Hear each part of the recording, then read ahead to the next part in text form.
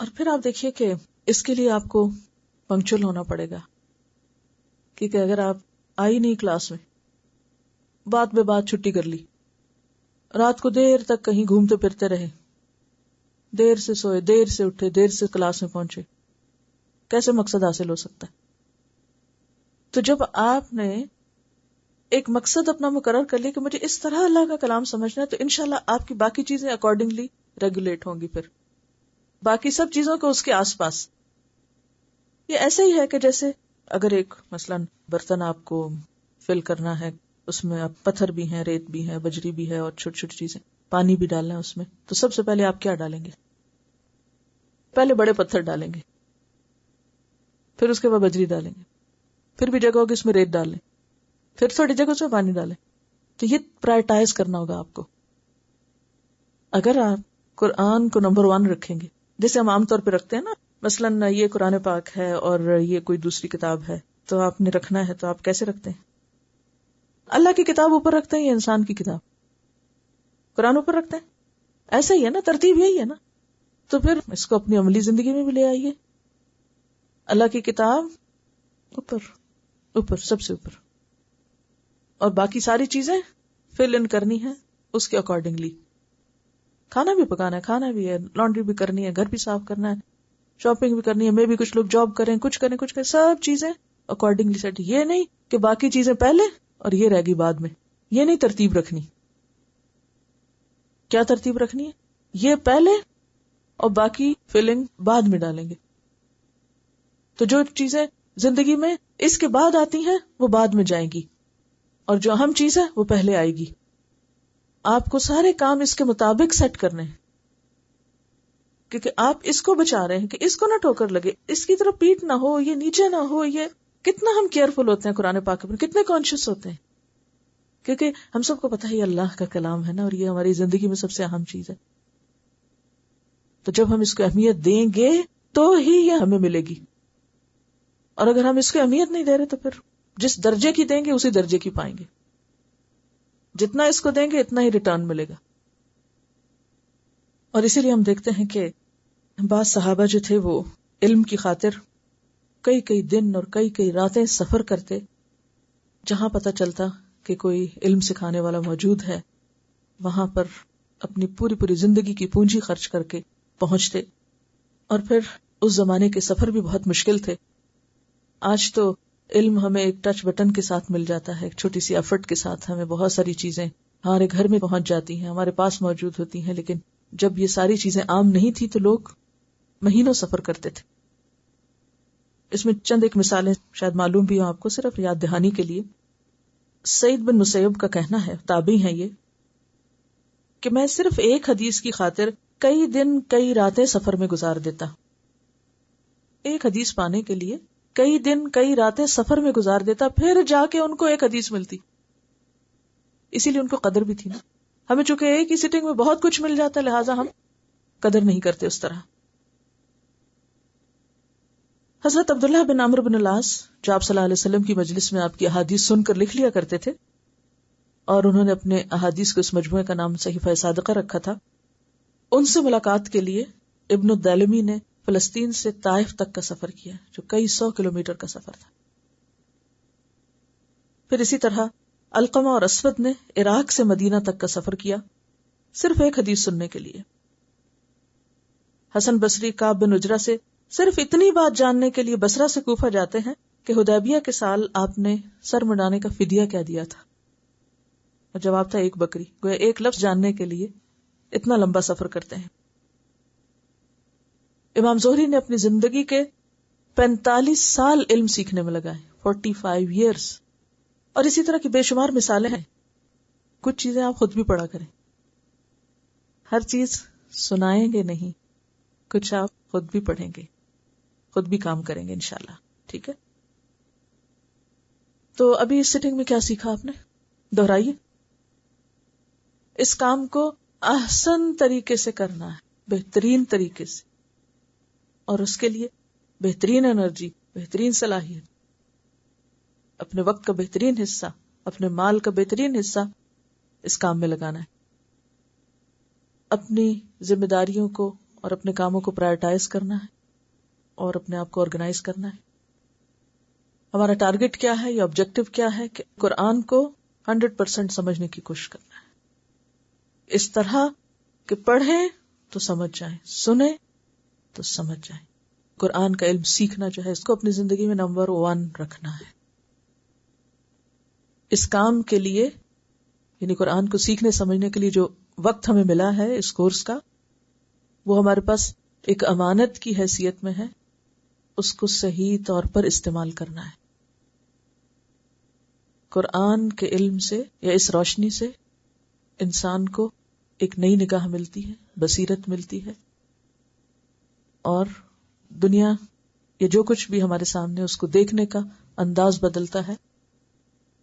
قرآن اللہ کا کلام ہے اور اللہ کا کلام پورے کا پورا سمجھنا ہے, آدھا آدھا نہیں. پنکچوئل رہنا ہے. جو بات مجھے سمجھ نہیں آئے گی اس پر مجھے مایوس نہیں ہونا اور سمجھنے کی کوشش کرنا ہے, اور اس وقت تک چین نہیں لینا جب تک سمجھ نہ آ جائے. اپنے آپ کو خود ایویلویٹ کرنا ہے, اپنا حساب خود لگانا ہے, اپنے نمبر خود لگانے. من جدہ وجدہ, جس نے کوشش کی اس نے پا لیا. اپنے سفر میں, راستے میں, آتے جاتے, فارغ اوقات میں, گھر میں دوسروں کے ساتھ اس کو شیئر کرنا ہے, ڈسکس کرنا ہے. جو بات سمجھ میں نہیں آئے وہ دوسروں سے پوچھنا ہے, سوال کرنا ہے. میرا ایک سوال یہ ہے کہ آپ کے خیال میں ایک کامیاب زندگی کا کانسیپٹ کیا ہے؟ ایک کامیاب زندگی, سکسیسفل لائف کیسی لائف ہوتی, یا کامیاب انسان کی کیا پہچان ہوتی ہے؟ آپ کس طرح کہیں گے کہ فلاں شخص ایک کامیاب انسان ہے یا اس کی زندگی بہت اچھی گزر رہی ہے؟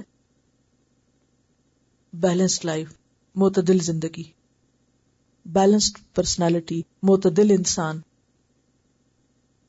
کس کس چیز میں اعتدال؟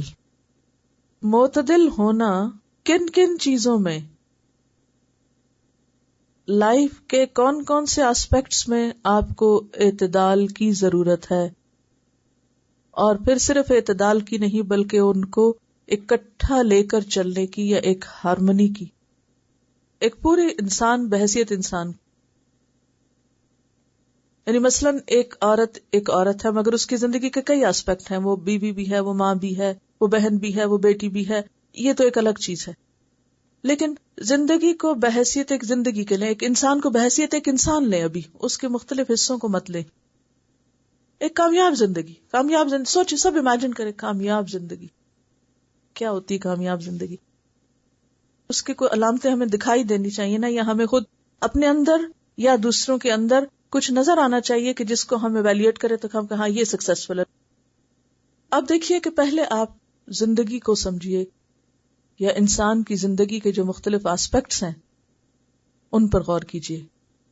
اپنی زندگی کے مختلف آسپیکٹس کو دیکھیے. آپ کس کس چیز کا مجموعہ ہیں؟ آپ کی زندگی میں کیا کیا شامل ہے؟ آپ کی زندگی کے مختلف رخ ہیں, مختلف آسپیکٹس ہیں. ان آسپیکٹس میں ایک ہارمونی بھی ہونی چاہیے اور پھر ایک بیلنس بھی ہونا چاہیے. اور ان ساری چیزوں کا خیال رکھتے ہوئے جب آپ اپنے انجام کی طرف بڑھیں گے, اینڈ آف دا ڈے, تب آپ کو دیکھا جائے گا کہ آپ نے ان ساری حیثیتوں میں کیا کیا, کہاں جا کر پہنچے. سب سے پہلے آپ دیکھیے اپنی زندگی کا آپ کا ایک جسمانی پہلو ہے جس کو نبی صلی اللہ علیہ وسلم نے فرمایا وَإِنَّ لِجَسَدِكَ عَلَيْكَ حَقًّا, کہ تمہارے جسم کا بھی تم پر حق ہے. تو آپ کی زندگی کا ایک آسپیکٹ کیا ہے؟ Physical aspect.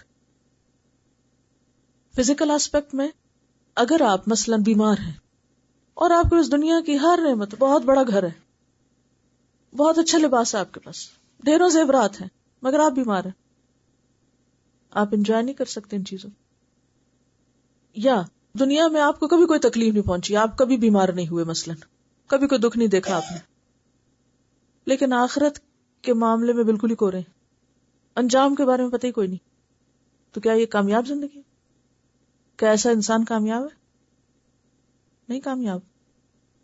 اس نے ایک کامیابی تو حاصل کر لی، بہت دولت کما لی، بہت بڑا گھر بنا لی، بہت کچھ حاصل کر لی، لیکن سب کچھ اس کا یہی رہ جائے گا، ساتھ تو کچھ بھی نہیں جائے گا، کوئی کامیاب نہیں. تو زندگی کے جو مختلف آسپیکٹس ہیں اور پھر انجام کے ساتھ جو چیزیں بندھی ہوئی ہیں، ان سب چیزوں کو لک آفٹر کرنا. مثلا اس وقت میرے ہاتھ میں اینک کا کیس ہے اور اس کے اوپر ایک ڈھکن ہے جس میں ڈبیا میں اینک جانے کے بعد اسے بند کر دیں. اگر اس کا ڈھکن ہی ہٹا دیں، باقی سب چیزیں خوبصورت اپنی جگہ ہے، کوئی فائدہ نہیں. آپ اس میں اینک ڈالیں گے کیا ہوگا؟ ذرا اٹھائیں گے وہ نیچے گر جائے گی اور گئی کام خراب. اینک سے بھی ہاتھ دھوئیں گے. تو اسی طرح آپ کے جو زندگی کے مختلف آسپیکٹس ہیں، اگر ان میں سے ایک حصہ بھی ادھورا ہے تو آپ ایک نامکمل کیس لیے ہوئے ہیں. آپ کی زندگی اس میں جب جائے گی تو کیا ہوگی؟ ادھوری زندگی ہوگی. جب ادھوری ہوگی تو وہ کسی کامیابی پر اینڈ نہیں ہو سکتی. تو سب سے پہلا آپ کا آسپیکٹ جو ہے، مثلا ایک سائڈ جو ہے، ایک حصہ، اس کا آپ جسمانی فزیکل آسپیکٹ لے لیجئے. تو آپ کو جیسے کہ حدیث میں آتا ہے کہ آپ کے جسم کا بھی آپ پر حق ہے، اور اس حق کو ادا کرنے کے لیے مثلا آپ کو متوازن خوراک کی ضرورت ہے، آپ کو آرام کی ضرورت ہے، آپ کو سردی گرمی سے بچنے کی ضرورت ہے. یہ سارے اپنی جسمانی ضروریات پورا کرتے وقت آپ کیا خیال رکھیں گے؟ اب بیچ میں ایک آپ کا گول ہے اور وہ ہے قرآن سیکھنا یا اب اس وقت علم حاصل کرنا. اگر آپ کی صحت درست نہیں، آپ کو آج بخار ہو گیا، کل آپ کو فلو ہو گیا، پرسوں آپ کو کمر میں تکلیف ہو گئی، اب آپ کو ٹھنڈ لگ گئی، اب آپ کو گرمی لگ گئی، اب آپ رات سوئے ہی نہیں، آپ ناشتہ ہی نہیں کر کے آئے، پڑھ سکتے ہیں؟ نہیں پڑھ سکتے. تو کامیاب طالب علم کے لیے ضروری ہے کہ وہ اپنے جسم کا حق بھی ادا کرے، جیسا کہ اللہ کے رسول صلی اللہ علیہ وسلم نے فرمایا، ان لجسدک علیک حق. جسم کی ویل بینگ کا بھی خیال رکھنا. پھر کیا ہوگا؟ عبادت ہوگا یا نہیں؟ عبادت ہوگا نا. دین دنیا ساتھ چلے گی نا اب، کیونکہ آپ کا مقصد ہے کہ آپ زندگی میں ایک اپنا مقصد رکھتے ہیں، اور اس وقت آپ کا شارٹ ٹرم مقصد کیا ہے کہ آپ اللہ کے کلام کو بہت اچھے طریقے سے سمجھ جائیں. اس کے سمجھنے کے لیے آپ کی جسمانی صحت بے حد ضروری ہے. پھر اس کے بعد آپ کا ایک انٹلیکچوئل آسپیکٹ ہے زندگی کا، یعنی ذہنی صحت ضروری ہے. ذہنی صحت سے مراد کیا ہے؟ کہ آپ اپنے ذہن کا، اپنی ذہنی صلاحیتوں کا بھرپور استعمال کرنا جانتے ہوں، مسائل سمجھ سکتے ہوں، مسائل کو سالو کر سکتے ہوں، مسائل کا حل نکال سکتے ہوں، سیکھنے کے عمل کو خوشگوار اور دلچسپ بنا سکتے ہوں. کامیاب طالب علم کون ہوتا ہے؟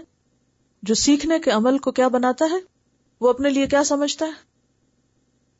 مشکل، بوجھ، پریشانی، مصیبت؟ نہیں. اس کام کو آپ نے اپنے لیے مصیبت نہیں بنانا، اور نہ ہی ہر وقت رونا رونا ہے. جہاں جس محفل میں بیٹھیں، کسی سے ملیں، کسی سے بات کریں، میرا تو ٹیسٹ ہے، میرا تو سبق سنا جائے گا، زندگی عذاب ہو گئی، اور گھر والے کہیں گے بیٹھ جاؤ یہاں، یہ تمہیں کیا ہو گیا؟ اس کا مطلب ہے کہ آپ کی ذہنی صحت ٹھیک نہیں. اگر آپ اس قسم کی گفتگو کرتے ہیں اور چیزوں کو سر پہ طاری کر لیتے ہیں، اور ایک امتحان فوبیا اور ایک علم، تعلیم یا سیکھنے کا ایک بخار چڑھا ہوا ہے آپ کو، تو آپ کو توجہ کرنی چاہیے. الارم ہے، ریڈ لائٹ ہے آپ کے لیے. ٹیک اٹ ایزی. اگرچہ مشکل ہے، ٹیک اٹ ایزی. مسلط نہیں کرنا، طاری نہیں کرنا. کیوں؟ مثلا عام طور پر ہم کیا کرتے ہیں، جب کوئی ایک چیز نہیں ہوتی نا، اس کی اتنی تکرار کرتے ہیں، اتنی تکرار کرتے ہیں. مثلا اگر آپ نے ناشتہ ہی نہیں کیا تو آپ کیا کریں گے؟ 10 دفعہ 10 لوگوں کو ضرور بتائیں، آج میں نے ناشتہ نہیں کیا، آج میں نے ناشتہ نہیں کیا، آج میں نے کھایا کچھ نہیں، کسی وجہ سے سو نہیں سکے، 10 لوگوں کو بتائیں، آج میری نیند نہیں پوری، آج میں نہیں سو سکی، آج میں نہیں سو سکی. یہ نہیں کرنا، یہ امیچور ہونے کی علامت ہے، ذہنی پختگی نہیں. میچورٹی کیا ہوتی؟ ذہنی پختگی. اور ذہنی پختگی کیسے آتی ہے؟ سیلف کنٹرول سے آتی. میں ناشتہ نہیں کیا تو کر لیں, نہیں سو سکے تو اس کے بعد جا کے سو جائیں. اس سے پتہ کیا ہوتا ہے, ایک سیلف پٹی کا شکار ہو جاتے ہیں.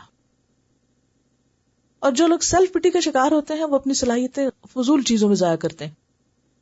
مطلب جو کرنے کا کام ہے اس وقت آپ کو اور 2 لفظ یاد کر سکتے ہیں. یعنی اگر آپ نے 10 دفعہ یہ جملہ دہرایا تو آپ 10 لفظ یاد کر سکتے تھے. آپ بیکار بات دہرا رہے ہیں. اب ہوگا یہ کہ آپ کٹھے گاڑی میں جائیں گے, آئیں گے, کٹھے بیٹھیں گے, جب کوئی ایسی بات کرنے لگے تو مسکرانا شروع کر دیں. نو سیلف پٹی. اس سے کیا ہوگا کہ ایک فضا خوشگوار رہے گی, ورنہ تو کہانیاں سنا کے ایک دوسرے کو بیزار کریں گے. اور صرف ہم اپنا وقت نہیں, دوسروں کا بھی وقت ضائع کرتے ہیں نا. ہاں آپ یہ کہہ سکتے ہیں کہ یہاں کھانے کو کچھ ہے, کیونکہ آج میں ناشتہ نہیں کیا تو مجھے کچھ کھانا ہے, کہاں سے ملے گا کھانا, تو آپ چیز تلاش کر لیں, اپنے آپ کو ریلیکس کریں. تو اچھے طالب علم کے لیے ذہنی صحت اور لائف کے بارے میں صحیح اپروچ بے حد ضروری ہے. چیزوں کو پازیٹیولی لینا اور پوری توجہ سیکھنے پر رکھنا. ایک اور چیز, اور وہ ہے آپ کی جذباتی زندگی کا ایموشنل آسپیکٹ. جذبات کو بھی اپنی حدود میں رکھنا ہے, جذباتیت سے باہر نکلنا ہے, جو کہ خواتین کے لیے نسبتاً زیادہ مشکل کام ہے. جذبات کا صحیح استعمال. جذبات زندگی میں خوبصورتی لاتے ہیں, لیکن صرف اس وقت تک خوبصورتی ہوتی ہے جب وہ اوور فلو نہ ہو, اپنی حد کے اندر رہیں. ورنہ ہر چیز میں جذباتیت اس چیز کو نقصان دینے لگتی. مثلا کسی نے آپ کو اہمیت نہیں دی, اب آپ جذباتی ہو گئے. آج تو ٹیچر نے, میں نے اتنی 10 دفعہ ہاتھ اٹھایا, ایک دفعہ نے میری طرف دیکھا. میں تو کل سے نہیں جا رہی. جب انہوں نے میرا سننا ہی کچھ نہیں تو میں کس لیے جاؤں. پیچھے والوں کو تو دیکھتی نہیں, بائیں طرف والوں کی طرف تو نظر ہی نہیں جاتی ان کی. اور فلاں نے تو آج مجھے یہ کہہ دیا, فلاں نے مسکرا کے نہیں دیکھا مجھے, فلاں نے مجھے اہمیت نہیں دی. تو یہ سب جذباتی ناپختگی ہے, امیچیورٹی, ایموشنل امیچیورٹی ہے. ایسے تمام مواقع پر جب کوئی بات مرضی کے خلاف ہو جائے, مرضی کے خلاف, جو کہ بہت ساری چیزیں ہوں گی, آپ اس سے آگے پڑھنا نہیں چاہتے لیکن آپ کو پڑھایا جائے گا کیونکہ آپ کو اتنا کام روز کا کرنا ہے, ہم مرضی کے خلاف ہو گئے. کل ٹیسٹ لیں, نہیں میں تو کل مصروف ہوں بہت, کل نہیں ہونا چاہیے, مرضی کے خلاف ہو گیا. یعنی بے شمار چیزیں آپ کی مرضی کے خلاف ہوں گی, خواہ وہ گھر میں ہو, خواہ وہ رستے میں ہو, خواہ وہ یہاں ہو, خواہ وہ یہاں سے جانے کے بعد ہو. تو پھر کیا کرنا ہے, اس کو طاری کر لینا اپنے اوپر, اسی سوچ بچار میں لگے رہے, بس دھیان سب نکل ہی نہیں رہا دماغ سے. تو موڈز کو طاری نہیں ہونے دینا اپنے اوپر, کوشش کر کے ان کو اپنی جگہ ہی رکھنا ہے. برداشت, ٹالرنس. اگر کوئی آپ سے ایسی لہجے میں بات کر گیا جو آپ کو ناگوار ہوئی ہے, برداشت کر لیں, کوئی بات نہیں. کسی نے آپ کو اہمیت نہیں دی, کوئی بات نہیں. تو جذباتی پختگی جو ہے یہ سیکھنے کے عمل کو آسان کرے گی, اور جذباتیت, جلد بازی, پہلے میرا سن لیں, پہلے مجھے باہر نکلنے دیں, پہلے مجھے یہ کرنا ہے, اس طرح کی بہت ساری چیزیں جو ہیں مشکل کر دیں گی, زندگی مشکل کر دیتی ہیں. اسی طرح بعض اوقات کچھ ناخوشگواریاں ایسی ہوتی ہیں جس میں لڑائی جھگڑا بھی شروع ہو جاتا ہے, بعض اوقات آوازیں اونچی ہو جاتی ہیں. ان ساری چیزوں کو کنٹرول کرنا ہے, یہ چیز بھی سیلف کنٹرول سے آئے گی انشاءاللہ تعالی. پھر اسی طرح ایک زندگی کا سوشل اسپیکٹ ہوتا ہے نا, یہ نہیں کہ آپ چپ کر کے اندر آئے, میں تو اچھی نیت بس سیکھنے سکھانے کے لے کر آئی ہوں, تو مجھے کس سے کوئی غرض نہیں. کوئی آپ کو سلام کرے, کوئی دعا کرے, کوئی بات کرے, مجھے کس سے کوئی غرض نہیں. لیے دیے, میں فضول بات میں نہیں کر سکتی, میں کس سے نہیں بولوں گی, مجھے کس سے کوئی دوستی نہیں کرنی, مجھے کس سے کوئی تعلق نہیں رکھنا. تو یہ کیا ہے, سوشلی سک ہونا. تو یہ رویہ بھی سیکھنے کے راستے میں رکاوٹ ہوتا ہے. ایک حدیث میں آتا ہے کہ جب 2 مسلمان باہم ایک دوسرے کو دیکھتے ہیں اور سلام نہیں کرتے تو فرشتے اس پہ حیران ہوتے ہیں کہ یہ کیا, یہ ایک دوسرے کو دیکھ رہے ہیں اور کوئی سلام دعا نہیں, کوئی پرواہ نہیں کسی کی. یہ نہیں کہنا کہ آئی ڈونٹ کیئر, نہیں, ایک دوسرے کی کیئر کرنی ہے. کوئی بیمار دکھائی دے رہا ہے یا کوئی پریشان دکھائی دے رہا ہے یا کچھ, تو ایک معقول اور معتدل طریقے سے اپنی مدد آفر کرنا یا اپنی, لیکن ہر چیز میں پھر اعتدال. یا پھر یہ نہیں کہ آپ اپنے سارے رشتہ داروں سے اور لوگوں سے تعلق کاٹ دیں، ان کا کہ سب کا آنا جانا بند، میرا کورس شروع ہو گیا. ہسبینڈ بات کرے چپ کریں، میں سبق یاد کر رہی ہوں. بچے بات کریں چپ کرو، میرا سبق رہتا ہے. اور کھانا کھا لو، نہیں مجھے نہیں کھانا کھانا، میرا ابھی کل ٹیسٹ ہے. میں نے پڑھنا شروع کر دیا، میں طالب علم بن گئی ہوں. ٹائم مینج کریں گے، لیکن اپنی ذمہ داریوں کو دوسروں پہ نہیں اس طرح پھینکیں گے کہ مجھے کچھ نہیں کرنا، کہ میں اب بہت امپورٹنٹ ہوگی، میں اب طالب علم بن گئی اور میں سیکھنا شروع ہوگی اور میرا بھی تو کورس ہے، صرف تم لوگوں کی پڑھائی تھوڑی ہے، میری بھی ہے. کسی پر احسان نہیں جتانا اپنی پڑھائی کا، کیونکہ اس کا اجر آپ کو اللہ سے دینا، اس کا فائدہ ڈائریکٹ آپ کو پہنچنے والا ہے. دیکھیے کہ یہ ابھی تو نشاندہی میں صرف کر رہی ہوں کہ یہ ٹھیک نہیں، یہ ایسا نہیں، ایسا نہیں. پھر کیسا، وہ انشاءاللہ اللہ سکھائے گا. واتقوا اللہ ویعلمکم اللہ، اللہ کا تقوی سکھاتا ہے، انسان کی اچھی نیت اور انسان کے سیکھنے کا ارادہ سکھاتا ہے. اگر ہم باہر کچھ نہیں کر سکتے، ایٹ لیسٹ اپنے آپ پہ تو کنٹرول کر سکتے ہیں نا. اگر سیلف کنٹرول آ جائے گا تو بہت سی چیزیں آ جائیں گی.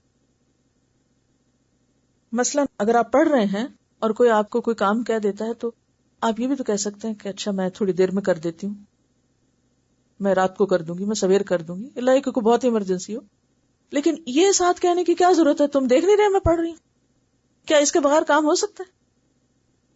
اگر کوئی آپ سے کہتا ہے یہ کام کر دو، یا مجھے یہ چاہیے، یا چلو وہاں چلتے ہیں، یا کچھ، تو آپ اس کو کہہ سکتے ہیں اچھا اس وقت نہیں، اس وقت چلے جاتے ہیں، اس کو مینج کر لیں، آگے پیچھے کر لیں.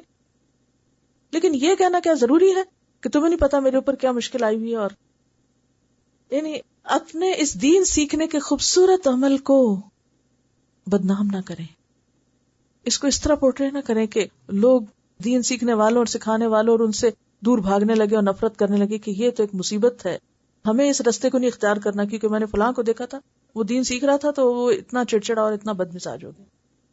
ایسا نمونہ نہیں پیش کرنا. جو نہیں کر سکتے کوئی بات نہیں، جو کر سکتے ہیں کہیں معذرت کر لیں، کہیں آرگنائز کر لیں، کہیں تھوڑی سی قربانی کر لیں، لیکن غلط رویہ نہیں. اور پھر سب سے آخری اور سب سے اہم بات، زندگی کا جو روحانی آسپیکٹ ہے، اسپرچل آسپیکٹ، اللہ سے مضبوط تعلق، اللہ سے مضبوط تعلق. ویسے بھی طالب علموں کی دعائیں قبول ہوتی ہیں، جو اس رستے میں نکلتا ہے وہ اللہ کے رستے میں نکلتا ہے. لہذا چھوٹی سے چھوٹی مشکل، بڑی سے بڑی مشکل، کہیں رکاوٹ، کوئی تکلیف، کوئی پریشانی، فوراً اللہ سے دعا. اس کورس میں آپ کو فائدہ ہو رہا ہے یا نہیں، اس کا بھی ایک میزان آپ کو مقرر کرنا ہے. اور اس کا سب سے پہلا معیار کیا مقرر کرنا ہے؟ میرا اللہ تعالی سے تعلق کیا بہتر ہو رہا ہے، مضبوط ہو رہا ہے، زیادہ اچھا ہو رہا ہے. کیونکہ جس کا آج کل سے بہتر نہیں وہ برباد ہوا. حدیث ہے نا، جس کا آج کل سے اچھا نہیں، اور اس سے مراد اچھے ہونے سے کیا ہے، یعنی اس کا اپنے رب سے اور بہتر تعلق نہیں ہوا، اس کے اندر نیکی کی اور تڑپ نہیں آئی، یا خیر اور بھلائی کی طرف اور نہیں آگے جا رہا، تو ایسے میں وہ برباد ہوا. تو ہماری دن بدن روحانی ترقی ہوتے چلے جانا چاہیے، اور روحانی ترقی ہوگی، ہم اندر سے اسٹرانگ ہوں گے تو پھر ہمارے عمل میں بھی اور علم میں بھی اور باقی چیزوں میں بھی انشاءاللہ اضافہ ہوگا. تو پہلی بات، اپنی جسمانی صحت کا خیال رکھنا ہے، اپنے کھانے کا، اپنے آرام کا، یعنی اعتدال کی حد تک. یہ نہیں کہ آپ کہیں مجھے تو 10 گھنٹے اب نیند چاہیے کیونکہ میں طالب علم ہو گئی ہوں، یا یہ کہ مجھے اعلیٰ ترین کھانا کھانا ہے کیونکہ میں طالب علم ہو گئی. اس سے مراد یہ ہے کہ ہر انسان جانتا ہے کہ وہ کس حد تک بھوک برداشت کر سکتا ہے، اس کو کتنی ضرورت ہے، کیونکہ آپ کو لازمی طور پر اپنی خوراک اور اپنی ایکسرسائز جو ہے اس میں کچھ نہ کچھ روٹین بنانی پڑے گی تاکہ آپ پھر بہتر طالب علم ہو. اپنی ذہنی صلاحیتوں کو نکھارنا اور چمکانا ہے، ہر روز نئی چیز سیکھنی ہے، مزید علم اور مزید ہنر اور مزید طریقے، مزید سلیقے، یعنی رب زدنی علما پہ عمل کرنا ہے ذہنی صحت کے ساتھ. اور نو سیلف پٹی، کیونکہ یہ سب کام آپ اپنی بھلائی کے لیے تو کر رہے ہیں، اور اس کی کچھ قیمت پے کر رہے ہیں، تو مظلوم کیوں بنے ہوئے ہیں؟ جذباتی ناپختگی سے بچنا ہے، جذبات کو کنٹرول میں رکھنا ہے، حدود میں رکھنا ہے، جذباتیت سے پرہیز کرنا ہے، گفتگو میں، رویوں میں جلد بازی نہیں کرنی، جلدی ججمنٹس نہیں بنا لینی، مایوسی کا شکار نہیں ہونا، بول بول کے اعمال کو ضائع نہیں کرنا. ٹالرنس، دوسروں کے لیے غلط مثال نہیں بننا، ہر چیز کو پازیٹیولی لینا. اپنے اس پڑھنے کا احسان کسی دوسرے پر نہیں جتانا. سوشلی پلیزنٹ رہنا، اپنے شوہر کے ساتھ، اپنے بچوں کے ساتھ. کورس کا ہوا نہیں سوار کر لینا کہ وہ سب بیزار ہونے لگے. ملنے جلنے والوں کے ساتھ قدرتی طور پر یہ تو ضرور ہوگا کہ آپ کو اپنی سوشل لائف میں کچھ نہ کچھ کٹ ڈاؤن کرنا پڑے گا، کہیں معذرت کرنی پڑے گی، کہیں کچھ تھوڑا سا اس کو چینلائز کرنا پڑے گا. یعنی پہلے تو یہ کہ ہفتے کے 7 دن جب آپ کے دل چاہے جو کریں، کیا فرق پڑتا ہے، رات 2 بجے بھی سوئیں تو صبح گھر پر ہی ہے نا، 2 بجے تک سوتے رہیں گے. لیکن اب آپ کو پتا ہے کہ صبح آپ کو یہاں پہنچنا ہے، تو آپ کو اسی اعتبار سے اپنے آپ کو پھر وقت پہ سونا ہے، وقت پہ کام کرنا ہے. اللہ تعالیٰ سے اپنا تعلق مضبوط سے مضبوط تر کرتے چلے جانا ہے، اور ہر تکلیف اور پریشانی سب سے پہلے اللہ سے شیئر کرنی ہے، اللہ تعالیٰ کے سامنے رکھنی ہے. وَاسْتَعِينُوا بِالصَّبْرِ وَالصَّلَاةِ، جو اتنی بڑی ہستی ہر جگہ ہر وقت سنتی ہے، اس کو چھوڑ کے ہم لوگوں کو سنانے کے پیچھے جب بھاگتے ہیں اور لوگوں سے شیئر کرنا چاہتے ہیں، تو پھر اللہ تعالیٰ بھی ہمیں لوگوں کے حوالے کر دیتا ہے. اور پھر اس کام پر جو اجر ہے بے مثال. آپ دیکھیے کہ ایک دفعہ نکلنے کا اجر کتنا ہے، جیسے کوئی حج کر کے لوٹے. تو جب آپ کو روز حج کا ثواب مل رہا ہے تو اس ثواب کو سنبھالیے، اس کی قدر کیجیے. تو کچھ سلوگنز اپنے مختلف جگہوں پہ گھر میں لگا لیں. Take it easy, no self pity, keep balance, tolerance. کہیں کچھ لگا لیں، کہیں کچھ، یعنی اپنے آپ کو یاد دہانی کراتے رہیں. دین سیکھنے کو بدنام نہیں کرنا، اس عمل کو، اور دوسروں کے لیے اچھی مثال بننا ہے. ایسا نہیں کہ لوگ ہماری مثال دیکھ کے توبہ توبہ توبہ کریں کہ کبھی وہ پڑھنے کی طرف نکلیں. دیکھیے ایک بات ہے، مثلا یہ ایسا ہی ہے کہ جیسے میں آپ کو دکھا رہی ہوں کہ یہ فائدے کی چیزیں رکھی ہوئی ہیں، اور وہ ذرا ابھی ہماری ریچ سے باہر ہے نا ایسے. اب ہم کہیں اچھا اتنا دور مجھ سے نہیں ہوتا، چھوڑو. اور دوسرا طریقہ کیا ہے، چلو کوشش کرتے ہیں، نکلتے ہیں، آخر پا ہی لیں گے نا. اچھا بعض اوقات جب بچہ چھوٹا ہوتا ہے نا تو آپ اس کو بٹھا دیں، وہ 5-7 اورنجز دے کے اچھا ان کو اٹھاؤ، وہ کیا کرتے، ایک اٹھاتا دوسرا گر جاتا ہے، دوسرا اٹھاتا تیسرا گر جاتا ہے. تو آپ سمجھیں کہ ہم جیسے ایک بچے کی سٹیج پر ہے نا ابھی. یہ 5 چیزیں ہمیں لینی ہے، مثلا یہ 5 اورنجز اٹھانے، اور ابھی ہمارا ذرا چھوٹا ہے، وہ ایک ڈالتے دوسرا تو تیسرا گر جاتا ہے. تو وہ الٹیمیٹلی ہم نے یہ سارے اٹھا کے اپنے پاس رکھنے، کیونکہ اس کے بغیر کامیاب زندگی کا تصور نہیں کر سکتے. آپ الٹیمیٹ کامیابی کو نہیں پہنچ سکتے. اگر آپ نے مثلا اپنا جسمانی صحت کا خیال نہیں رکھا، نہ نماز صحیح پڑھ سکیں گے، نہ روزہ رکھ سکیں گے، نہ آپ کوئی پڑھ سکیں گے، کوئی کام ڈھنگ کا نہیں ہوگا. ذہنی صحت نہیں ہے اور پریشانیوں میں گھرا ہوا ذہن، کوئی پازیٹیو چیز نہیں سوچتے، نہ ہی کوئی آپ اس کو کسی نئی چیز سیکھنے میں استعمال کرتے، ہر وقت سوچ بچار فضول قسم کی باتیں سوچنے کا گڑھ بنا رکھا ہے. جیسے کہتے ہیں نا خالی ذہن شیطان کا گھر ہوتا ہے. شیطان کا گھر بنا ہوا ہے ہمارا ذہن، کیونکہ کوئی اور سیکھنے پڑھنے سمجھنے کو ہے کچھ نہیں، فضول باتیں ہی ذہن میں ہر وقت منڈلاتی رہتی. پھر اسی طرح جذباتیت، بعض اوقات انسان اتنا اچھا کام کرتا ہے، اتنے اچھے سب کچھ کر کے جذباتیت میں آ کے ایک جملہ ایسا بولتا ہے سب کے اوپر صفائی کر دیتا ہے. نقصان ہوا کہ نہیں ہوا؟ تو ہمیں سکھانا ہے نا اپنے آپ کو کہ ہمیں ایسی جذباتیت کا ثبوت نہیں دینا. غلطی کریں گے ضرور ہوگی، لیکن الٹیمیٹلی ایک دن پکڑ لیں گے اپنے آپ کو، سیکھتے سیکھتے آگے. لیکن اگر آپ یہ سوچیں کہ ٹھیک ہے مجھے کوئی فرق نہیں پڑتا، جذباتیت ہے میرے میں تو کیا ہوا، نہیں، سخت نقصان دہ ہے، آپ کا کیا کرا برباد کر دے گی. بعض اوقات ایک جملہ انسان ایسا بولتا ہے، حدیث میں آتا ہے نا کہ جنت کے کنارے پہنچا ہوا تھا، ایک جملہ ایسا بولتا ہے ساری زندگی کے عمل ضائع کر کے رکھ دیتا ہے. تو پھر کون سی جگہ ہو، کون سا فورم ہو، کون استاد ہو، کون شخص ہو، کون ساتھی ہو کہ جو ہمیں پکڑ کے رکھے کہ نہیں یہ نہیں کرنا، یہ نقصان دہ ہے، کیوں کر کے گنوا رہے ہو. تو اس کے لیے شعوری بیداری چاہیے، آگہی چاہیے، یہ دوسری اینک چاہیے جس سے چیزیں نظر آنے لگے. کیونکہ کامیاب ہونا نا، اپنے آپ کو ناکام تھوڑی کرنا ہے. تو مسلسل سٹرگل ہوگی ان سب چیزوں کو اچیو کرنے کی. یہ ہمارے آبجیکٹیوز ہیں کہ ان چیزوں کی ہمیں اپنی ویل بینگ کے، اپنی فلاح کے لیے، اپنی کامیابی کے لیے سب کرنا ہے. پھر اسی طرح اگر ہم خود تو پڑھا رہے ہیں، کوئی ہمیں دیکھے تو ہم کھا جانے والی آنکھوں سے اس کو دیکھیں کسی کے ساتھ ہم ڈھنگ سے بات نہ کریں. یہ کیا بات ہوئی؟ یہ کوئی زندگی؟ اپنے اس پہلو کو بھی درست کرنا. ٹھیک ہے، میں یہ نہیں کہتی کہ ایک دن میں سب آ جائے گا، مگر یہ کیے بغیر گزارا نہیں. یہ میں نے آپ کو مثال دی تھی نا اس کیس کی. اگر اس کی کوئی ایک سائیڈ بھی ادھوری ہوئی تو یہ بیکار ہے. ہماری زندگی کی بھی کوئی ایک سائیڈ جو ہے نا، اگر وہ ادھوری ہے اور ہمیں پتہ بھی چل رہا ہے کہ یہ نہیں ہے اور ہم اسے دوبارہ لگانے کی کوشش نہیں کر رہے تو نقصان میں ہے. تو ہمیں ان ساری چیزوں کو بیلنسڈ لائف کیا ہے، سب کو ساتھ لے کے چلنا اور ان چیزوں پہ توجہ رکھنا ہے. اسی طرح اسپرچل ایسپیکٹ، مثلا آپ جناب ویسے بڑے سوشل ہیں، ایموشنلی بھی بڑے بیلنسڈ ہیں، انٹلیکچولی بھی بہت اچھے ہیں، فزیکلی بھی بڑے فٹ ہیں، لیکن سب پروفیشنلزم، منافقت، سب اوپر کا خول، اندر اللہ سے کوئی تعلق نہیں، اور اللہ کے لیے یہ کام نہیں. کوئی فائدہ؟ کوئی فائدہ نہیں. آپ کئی لوگوں کو دیکھیں گے فزیکلی انتہائی فٹ ہوں گے، مینٹلی انتہائی الرٹ اور بہت ہی سمجھدار، آپ سے کہیں زیادہ پڑھے لکھے اور بہت ہائیلی کوالیفائڈ. ایموشنلی بھی وہ اپنے آپ کو بہت کنٹرول میں رکھنے والے، سوشلی بھی بڑے پلیزنٹ، لیکن روحانی طور پر کھوکھلے. تو ہمارا الٹیمیٹ گول اللہ ہی کی خاطر سب کچھ کرنا، اللہ ہی کو راضی کرنا ہے. یہ قرآن ہماری روح کو اتنا سٹرونگ کرتا ہے کہ باقی چیزیں ہمارے لیے پھر آسان ہوتی چلی جاتی.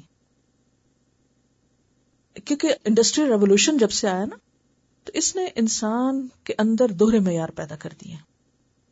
ایک طرف انسان اللہ سے دور ہو گیا، بندوں سے دور ہوا، مشینوں میں کھویا، خود غرضی آئی، اور اسپرچولی ویک ہوا. اور اخلاق ہے تو وہ بھی کاروبار کے لیے، یعنی کاروباری اخلاق ہے. جس سے مطلب ہے، مفاد ہے، وہاں بہت اچھے، جہاں سے مطلب نکل گیا وہاں جو چاہا کیا. تو یہ کھوکھلاپن اور منافقت جو زندگی میں آ گئی انسانوں کے، یہ جب تک یہ دور نہیں ہوتی کامیابی نہیں ہو سکتی. ان المنافقین فی الدرک الاسفل من النار.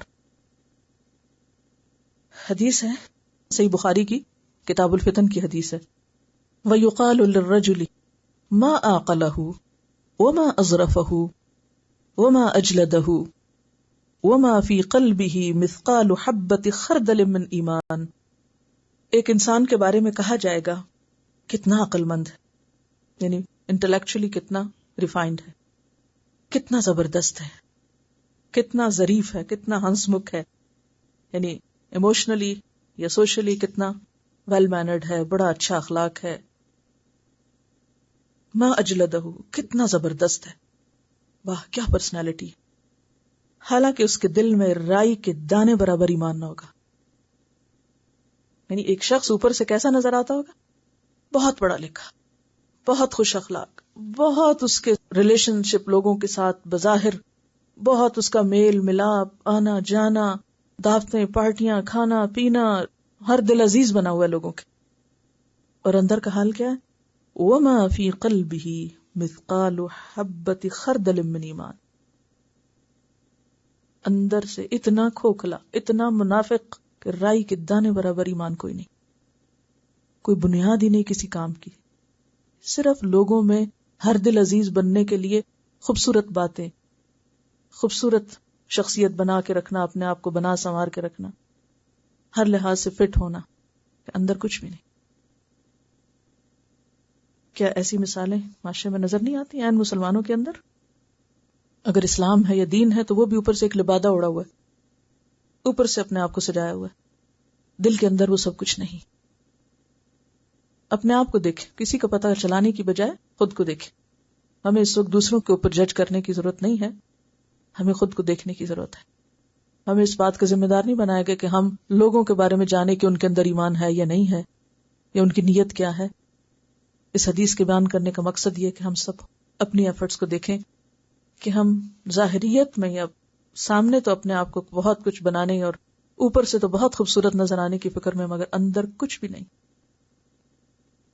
تو بہرحال میں آپ کو کورس کا تعارف کرا رہی تھی کہ یہ کورس کیا ہے اور اس کا مقصد کیا ہے. اس کا مقصد ایک انسان کو ایک کامیاب انسان بننے میں مدد دینا ہے، اور ایک لمبا پروسیس ہے. یہ ایک دن میں، آج کے پہلے لیکچر میں نہیں ہو جائے گا، مگر یہ اس کورس کا مقصد یہ ہے کہ آپ کو کامیاب انسان بننے میں مدد دی جائے. دنیاوی اعتبار سے بھی کامیاب اور آخرت کے اعتبار سے بھی کامیاب۔ اس کورس کا فائدہ کس کو ہے؟ سراسر میری اپنی ذات کو۔ آپ میں سے ہر ایک اپنے فائدے کے لیے کر رہا ہے، کسی پر کوئی احسان نہیں کہ میں تو اس کی کہنے پہ آ گیا ہوں یا اس کی خاطر آ گیا ہوں یا کسی اور کو شاید فائدہ ہوگا۔ اگر میں ایک کامیاب انسان ہوں تو اس کا فائدہ کس کو ہے؟ مجھ کو ہے۔ پھر اس کے کئی رخ ہیں کہ آپ کامیاب ہونے کے لیے اپنے آپ کا خیال رکھنے کے ساتھ دوسروں کے ساتھ شیئر کریں گے۔ آپ دیکھیے کہ مثلا اگر میں آپ کو کورس کا مقصد یہ بتاؤں کہ دوسروں کو آپ نے دعویٰ ورک کرنا ہے، یہ دوسروں کو سکھانا ہے، یہ دوسروں کے کام کا بننا ہے، تو بھی الٹیمیٹلی کسی کی بھلائی کرتے ہوئے فائدہ کس کو پہنچے گا؟ تو اس کورس کا فائدہ کیا ہے؟ کامیاب انسان بننے میں مدد دینا اور دنیا اور آخرت کی جو مکمل کامیابی ہے اس کے حصول کے لیے کوشش کرنا ہے آپ کو اس کے ذریعے۔ اور اس میں اگر آپ کو کچھ بھی کرنے کو قرآن کہتا ہے یہ کرو اور یہ نہ کرو تو اس میں الٹیمیٹلی کیا ہوگا؟ فائدہ کس کو ہوگا؟ مثلا اگر آپ کو 10 باتیں پتہ چلتی کہ یہ مجھے کرنے کو کہتا ہے قرآن، تو فائدہ کس کو ہوگا؟ آپ کو۔ اگر قرآن کہتا ہے کہ فلاں کی مدد کرو، فلاں کو دو، فلاں کے ساتھ اچھا سلوک کرو، آتے ذو القربہ حق کا ہو، تو کیا ہوگا؟ ہمیں بظاہر ایسے لگے گا جیسے قرآن کہتا ہے اس کو بھی دو، اس کو بھی دو، اس کو بھی دو، لیکن یہ تو دینا بہانہ ہے کس کے لیے؟ قرآن کے ذریعے جو کچھ بھی آپ کو جاننے کا، سیکھنے کا موقع ملے گا اس کی خیر اور بھلائی واپس آپ پر ہی پلٹے گی۔ تو اس لیے آپ کو سپورٹ ملے گی، ہیلپ ملے گی، طریقے پتہ چلیں گے، نیا آؤٹ لک اور ایک نیا سوچنے کا انداز اور زندگی کو ایک نیا رخ، اور اس کے لیے لازمی طور پر تنہا کوئی بھی کام نہیں ہو سکتا۔ اگر پہلا سوال یوں رکھیں کہ یہ کورس کس کے لیے ہے، تو یہ کورس میری ویل بینگ کے لیے ہے، میری کامیابی کے لیے ہے، میرے فائدے کے لیے ہے۔ کیونکہ میں بھی آپ کے ذہن میں یہ ہو کہ ہم کچھ سیکھ کے معلوم نہیں کیا بن جائیں، کچھ بھی بن جائیں، پلٹ کے فائدہ ہی ہے آپ ہی تک۔